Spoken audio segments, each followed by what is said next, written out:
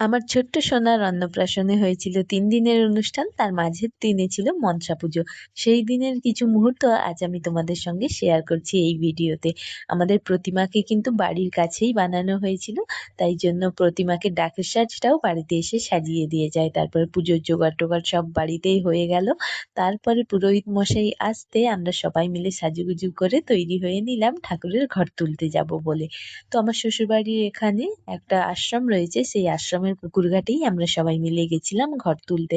ওয়েদারটা এত সুন্দর ছিল যে চারপাশটা কি সুন্দর লাগছিল দেখতে। তো এখানে পুরোহিত মশাই পুকুর ঘাটে ঘট পুজো করে, তারপরে সবাই মিলে আবার ঘট নিয়ে চলে এলাম বাড়ি। এখানে ঘরটাকে বরণ করে বাড়িতে ঢোকানো হয়, তারপরে শুরু হয় মনসা পুজো। মনসা পুজোর সাথে সাথে এই দুপুরবেলায় হচ্ছিল মনসা গান। এতে বেহুলা, লক্ষিন্দর, চাঁদ সওদাগর সবকিছু সেজে কত সুন্দরভাবে করা যেত, বাট ওরা সেটা করেনি। এটাই একটা বাজে জিনিস হয়েছে। কিন্তু তা বাদে প্রসাদ বিতরণ-টন সবকিছু সুন্দর হয়েছিল।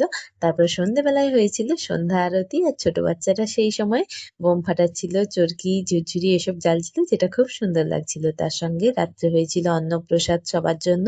পরের দিন সকালে সবাই মিলে কনকাঞ্জলি করে দুঃখ ভরে ঠাকুরকে আমরা বিদায় জানাই।